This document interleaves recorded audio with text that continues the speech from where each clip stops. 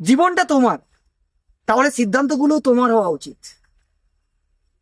ভালোটা হলে ভালো হবে, খারাপটা হলে খারাপই হবে। আসলে তোমার ভালোটার সময় কোনো মানুষ তোমাকে এসে আইফেল টাওয়ার কিংবা ভিক্টোরিয়া গিফট করবে না। আবার তোমার খারাপটা যখন থাকবে, সেই খারাপের সময় কেউ তোমাকে এসে আলাদিনের আশ্চর্য প্রদীপও গিফট করবে না। তাহলে কাদের আশায়, কাদের চিন্তা ভাবনায় তুমি নিজেকে আরো অনেক অনেক পিছিয়ে দিচ্ছ? ভালো হলে যদি ভালো তোমারই হয়, খারাপ হলে যদি খারাপটা তোমারই হয়, তাহলে অযথা সময় নষ্ট কিসের জন্য? নিজেকে আর পিছিয়ে দিও না।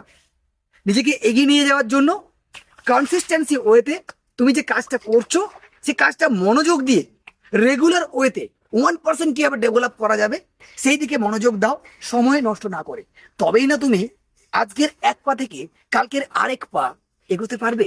ঠিক তোমার লাইফের এই কথাগুলো আমার তো মনে হয় একটা পজিটিভ ইম্প্যাক্ট ফেলবে যদি নিজেকে ইউটিলাইজ করো আমার কথাগুলো শোনো। আশা করছি তুমি কথাগুলো বুঝতে পেরেছো। ভালো থেকো সবাই, বেস্ট অফ লাক।